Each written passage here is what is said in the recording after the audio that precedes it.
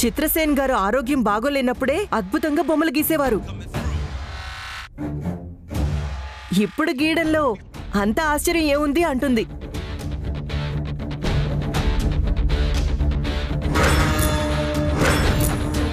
మీకు ఈ పెయింటింగ్లో బొమ్మలు మాత్రమే కనిపించాయి, నాకు ప్రేమ కనిపించింది.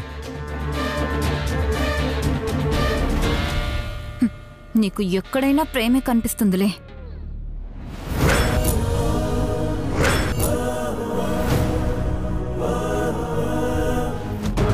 ఆ ఫోటో సంగతి పక్కన పెట్టి ముందు పెళ్లి కార్డు సంగతి ఏమంటారో చెప్పండి. అయితే సపరేట్గా మళ్ళీ ఫోటో తీయించడం ఎందుకు? చిత్రసేన్ గారు గీసిన ఈ బొమ్మ ఫోటో వేస్తే సరిపోతుందేమో. అదెలా కుదురుతుంది వంశీ? పెళ్లి కార్డులో పాత మొహం, పెళ్లి పీట్ల మీద కొత్త మొహం అని అందరూ ఆశ్చర్యపోతారు కదా. అంతేగాని పెళ్లి పందిరిలోంచి మాత్రం వెళ్ళిపోరు కదా అత్తయ్య, అంతా సర్దుకుంటుంది. నేను చెప్పినట్టు చేయండి.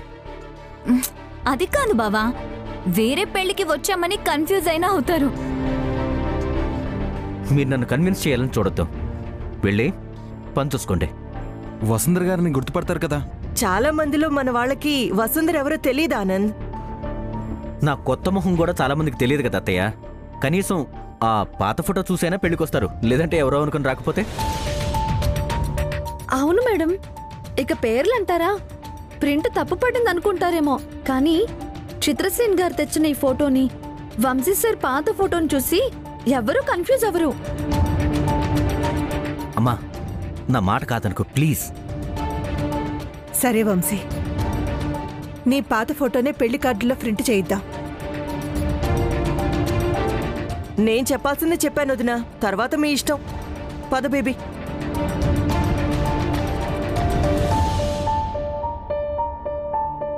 అమ్మా, నేను వచ్చిన పని అయిపోయింది, ఇక నన్ను వెళ్ళరానా? పెళ్లికి మాత్రం మీరు ఖచ్చితంగా రావాలి చిత్రసేన్ గారు. భోజనం చేసి వెళ్ళండి. అమ్మా వసుంధర, చిత్రసేన్ గారికి భోజనం వడ్డించమ్మా.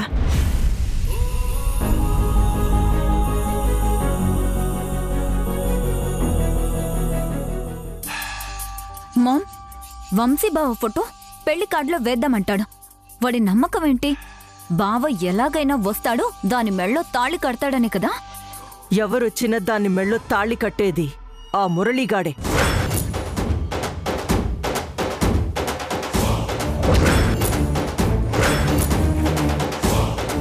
నేను వంశీని కాదు మురళి అని తెలిసి కూడా నాకు పెళ్లి చేయాలనుకుంటున్నారంటే,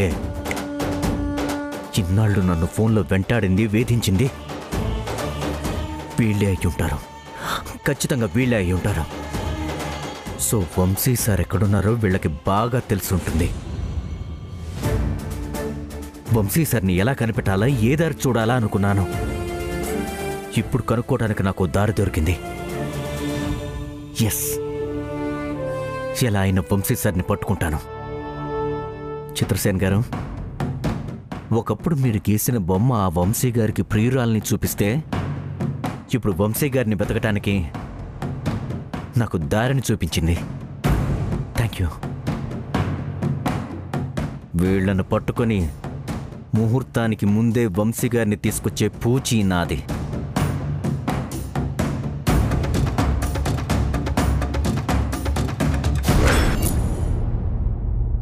తీసుకోండి. Thank you. వసుంధరా, చెప్పండి సార్. ఈ ఇంట్లో ఉన్నది వంశీయేనా? ఎందుకలా అడిగారు? నేను అడిగానని కాదు, నీకు నువ్వే సమాధానం చెప్పుకో. అతను వంశీ అయితే నీ కళ్ళల్లో ఆనందం, మనసులో ఉత్సాహం, కనీసం నీ చూపులో ఓ చిన్న చిరునవ్వు కూడా లేదేంటి? ఏమంటున్నారు మీరు? నేను 2 ఏళ్ల పాపం చూసి 20 ఏళ్లకు ఎలా ఉంటుందో ఊహాజనకంగా బొమ్మ గీయగలను. అలాంటిది ఒక మనిషికి యాక్సిడెంట్ అయ్యి మొహం ఎలా మారిందంటే నమ్మలేకపోతున్నాను. చిత్రకళలో నా పరిజ్ఞానం కంటే ప్రేమించిన మనిషిగా అతను వంశీయో కాదో నువ్వే చెప్పగలవు. నీ మౌనంలో నాకు అర్థమైన విషయం ఏంటంటే, నీకీ పెళ్ళిష్టం లేదు.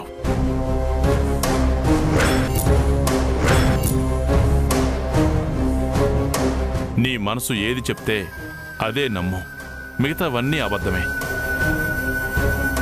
ఎందుకంటే వంశీ గారి కోసం నేను బొమ్మను గీసేటప్పుడు నాకు మతిపోయినా ఇప్పటికీ గుర్తుపెట్టుకునేంత టార్చర్ అనుభవించాను.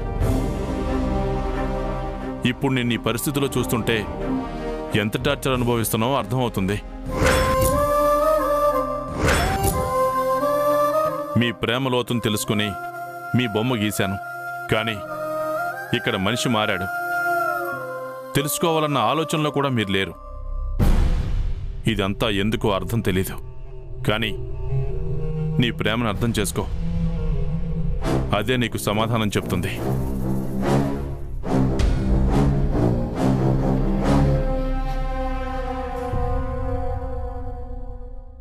నా ప్రేమ గెలవాలనుకుంటే నా చెల్లి ప్రేమ ఓడిపోతుంది. నా చెల్లెలి జీవితం బాగుండాలంటే నేను మౌనంగా ఉండాలి. జోగేంద్రకు దూరంగా ఉండాలనుకుంటున్నాను చిత్రసేన్ గారు. కానీ మీ మాటలు విన్న తర్వాత కనీసం నా వంశీ సార్ ఎక్కడున్నారో తెలుసుకోవాలనిపిస్తుంది.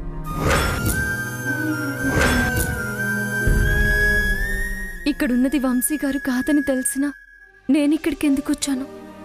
నా కోసం ప్రాణాలకు తెగించిన వంశీ సరైన అయినా అసలు నాకు కనపడుతోంది ఎవరు?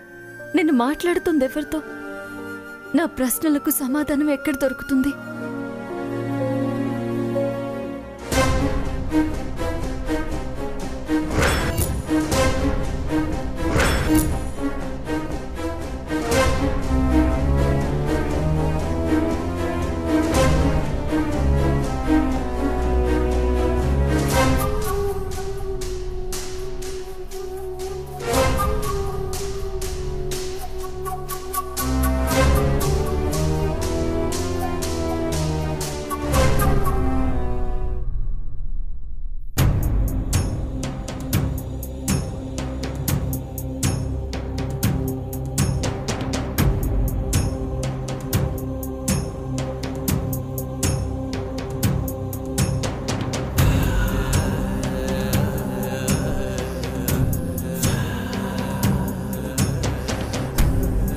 అమ్మా, నా వంశీ సార్ క్షేమంగా తిరిగొచ్చి నా మెడలో తాళి కట్టాలని నేను వ్రతం చేస్తే నన్ను ఆశీర్వదించి పసుపు కుంకుమలు ఇచ్చావు. ఆ తర్వాత వచ్చిన వ్యక్తి నా వంశీ సార్ కాదని నేను నమ్మకపోయినా అందరూ నమ్మేలా చేశావు. మరిప్పుడు ఈ రోజున ఇక్కడున్నది వంశీ సార్ కాకపోతే నా వంశీ సార్ ఎక్కడున్నట్టు, ఏమైనట్టు? అంటే నువ్విచ్చిన ఈ పసుపు కుంకాలు వృధానేనా? నా వంశీ సార్ లేనట్టేనా? చెప్పమ్మా, చెప్పు.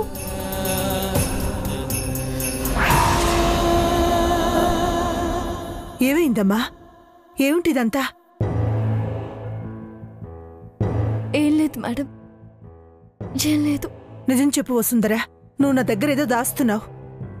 ఎవరైనా ఏమైనా అన్నారా? చెప్పమ్మా వసుంధరా, ఆ విషయం నాతో కూడా చెప్పుకోలేవా? చిత్రసేన్ గారు పడుతున్న సందేహాలకు, మీరు అడుగుతున్న ప్రశ్నలకు సమాధానం చెప్తాను మేడం. వంశీ సార్ క్షేమంగా తిరిగి రావాలని, ఆయన నా మెడలో తాళి కట్టాలని ఆ రోజు ఆ అమ్మవారిని ప్రసన్నం చేసుకున్నప్పుడు ఆవిడ ప్రసాదించిన పసుపు కుంకుమలు ఇవే మేడం.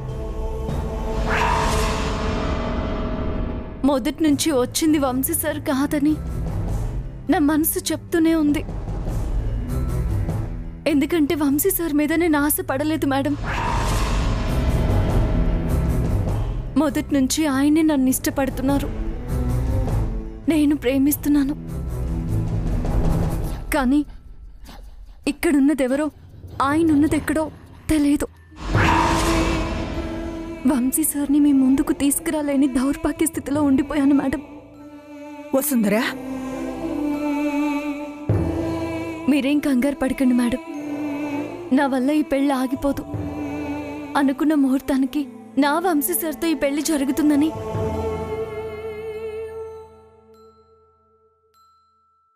మీకు మాటిస్తున్నాను.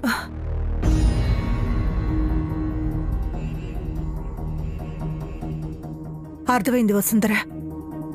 అత్తయ్య గారన్న మాటలు నిన్ను బాగా బాధ పెడుతున్నాయి. అవి మనసులో పెట్టుకుని ఏదో ఒక కారణం చెప్తున్నావు. కానీ ఒక్కటి మాత్రం గుర్తుంచుకో, అత్తయ్య గారన్న మాటల్ని మనసులో పెట్టుకోకమ్మా. నువ్వు మనసులో పెట్టుకున్న వంశీయే నీ నుదుట కుంకుమ పెట్టాలని, అమ్మవారిచ్చిన ఆశీర్వాదం నిజం కావాలని నేను కోరుకుంటున్నాను. నువ్వు కోరుకున్న వంశీతోనే నీ పెళ్లి జరిగి తీరుతుంది.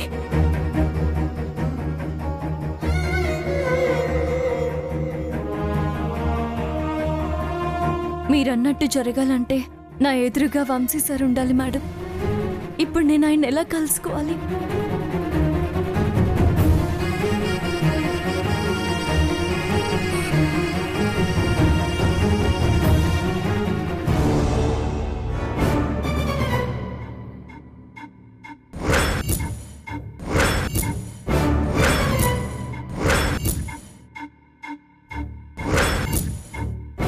ఏంటి డాక్టర్ గారు మీరంటుంది? ఎస్ మేడం, ఇతనికి ఇప్పుడు ఆక్సిజన్ మాస్క్ పెట్టాల్సిన అవసరం లేదు.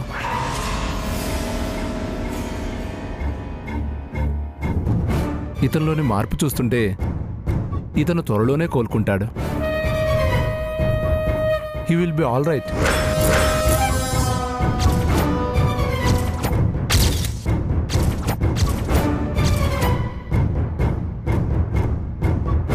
ఏంటి, వంశీ త్వరలోనే కోలుకోబోతున్నాడా? ఖచ్చితంగా మేడం.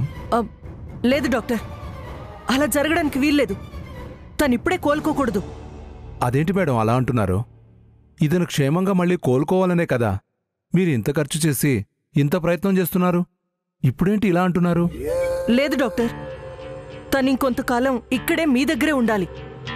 అయితే ఇప్పుడు నన్ను ఏం చేయమంటారు మేడం? ఇప్పుడున్న ప్రాబ్లమ్స్ క్లియర్ అయ్యేంత వరకు మా వంశీ స్పృహలోకి రాకూడదు. అంటే వంశీకి ఇప్పుడు టీఫాస్ట్ ఇంజెక్షన్ చేయమంటారా మేడం? అవును డాక్టర్.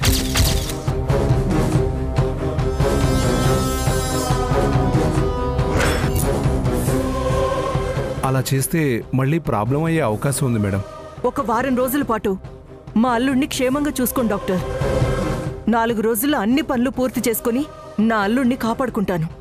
మీరు ఇంజెక్షన్ చేయండి డాక్టర్. అలాగే మేడం.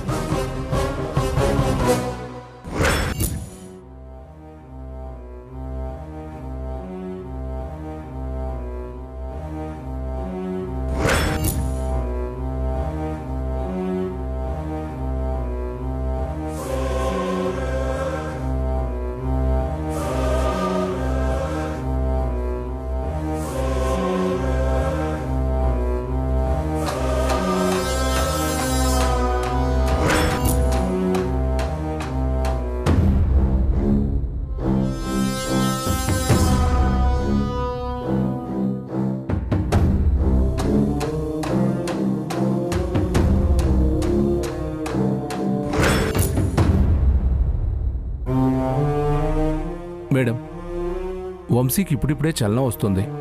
ఇది బిగినింగ్ కాబట్టి ఇంజెక్షన్ చేసినా ఆ ఎఫెక్ట్ తన మీద పడదు. కానీ ఇంజెక్షన్స్ ఇలాగే కంటిన్యూ చేస్తే అతని ప్రాణానికే ప్రమాదం. ప్లీజ్ డాక్టర్, నేను చెప్పేంత వరకు ఇంజెక్షన్ కంటిన్యూ చేయండి. తొందరలోనే నా అల్లుడిని ఇక్కడి నుంచి తీసుకెళ్ళిపోతాను. అలాగే మేడం.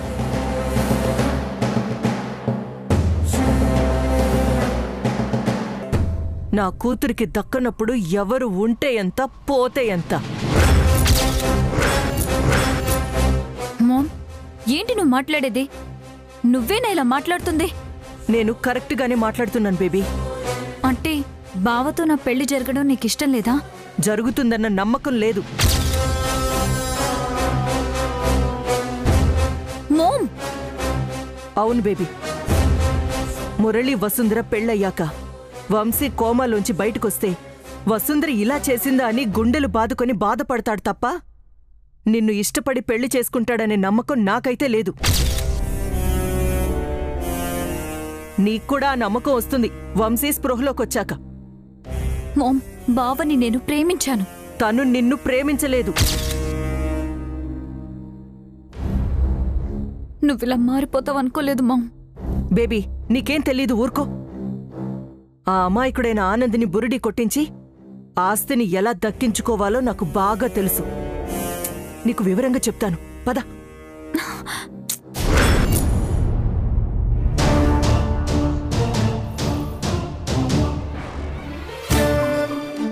నాకు చెప్పిన పని 5 నిమిషాలు పూర్తి చేసినా మీరు నాకు కనిపించరు.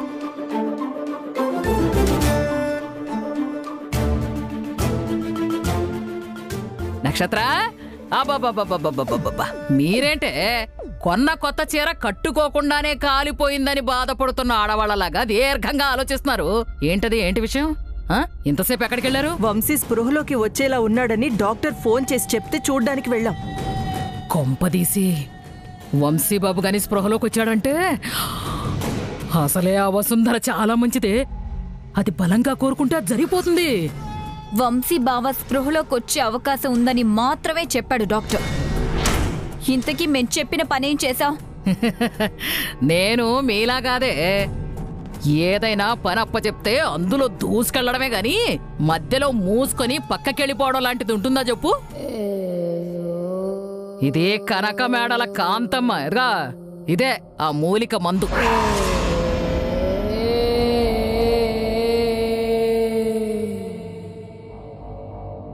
ఇప్పుడు ఈ మందు తాగితే ఆ వసుంధర మత్తులోకి వెళ్ళిపోతుందా? ఏయ్, ఒక్క మత్తులోకే కాదే, గమ్మత్తుగా ఎగిరి ఎగిరి ఆ మురళిగాడి ఒళ్ళో పడుతుంది. అది ఒప్పుకోకపోయినా దాని మనసు వాడి మీదకే ఉరకలేస్తూ పరుగు పెడుతుంది. ఆ తరువాత మనం దాని మీద వేయాల్సిన నిందలన్నీ వేసేయచ్చు. కానీ ఆ వసుంధరిని మురళి గదిలోకి పంపించడం ఎలా?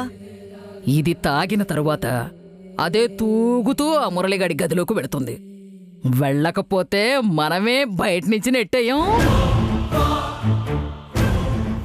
మామ్, ఈ మందు వసుంధర చేత ఎలా తాగించాలో ఆలోచించావా? దాని గురించి ఆలోచిస్తున్నాను బేబీ. అది మనం ఎన్ని చెప్పినా నమ్మదు. నేనైతే బలవంతంగా దాన్ని నోరు తెరిచి మరీ తాగించగలను. కానీ ఇది మీ ఇల్లు, ఇక్కడంతా మీ వాళ్లే ఉంటారుగా. మన ప్లాన్ బాగుంది కాంతమ్మా, కానీ అమలు చేయడానికి ఆలస్యం చేస్తున్నాం. చెయ్యొద్దు మామ్, ఆలస్యం చెయ్యొద్దు.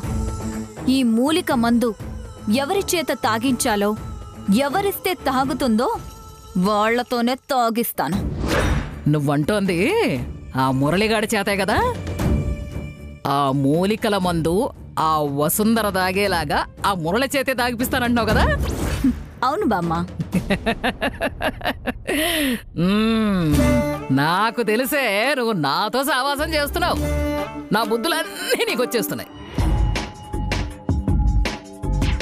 ఆ మురళి చేత వసుంధరకి మందు నేనే తాగిస్తాను. అది మత్తులోకి జారుకున్నాక వాడి గదిలోకి దాన్ని నేనే తోస్తాను. అటువైపు ఎవ్వరూ రాకుండా మీరు చూసుకోండి. మంచి ఐడియా బేబీ. ఆ వసుంధర నువ్వు మారిపోయావని నిన్ను నమ్ముతుంది. బా, ఇంకా చూస్తారేమిటే? పదండి, వెళ్ళి దాని జీవితాన్ని నాశనం చేసేద్దాం. రండి. పద.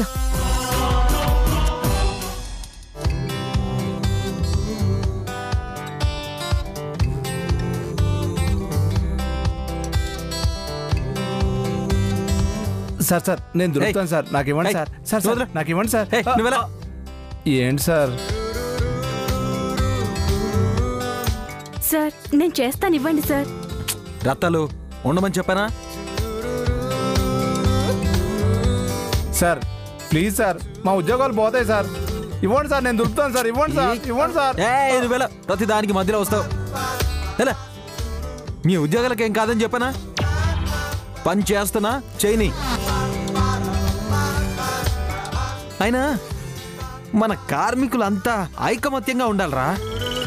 ఉద్యోగం నుంచి తీసేయాలంటే 3 నెలల ముందు నోటీస్ ఇవ్వాలి, రిజైన్ లెటర్ ఇవ్వాలి, తెలుసా?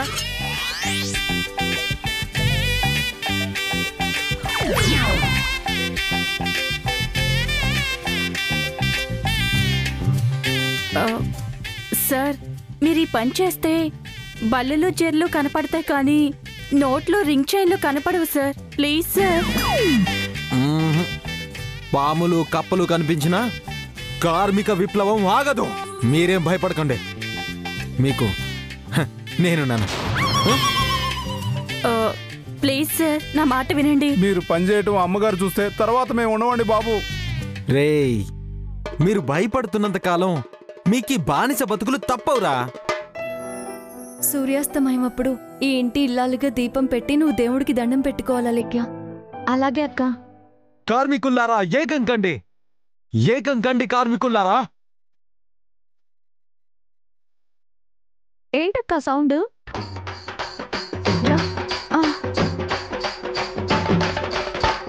ఆనంద్ గారు, ఆనంద్ గారు ఏంటండి ఈ గెటప్ ఏంటి? మీరీ పనులు చేయడం ఏంటి? ఈ రోజు నుంచి నేను పని మనిషి ఉద్యోగంలో చేరానండి. నన్నెవరూ ఈ ఉద్యోగంలోంచి తీసేయలేరు. ఆనంద్ గారు, ఏదో మాట వరుస కన్నారనుకున్నాను, కానీ మీరేంటండి ఏకంగా రంగంలోకి దిగిపోయారు? అయ్యో ఆనంద్ గారు, ఈ వేషం ఏంటి? మీరు చేస్తున్న పనేంటి? ఇది వేషం కాదు వసుంధర గారు, పోరాటం.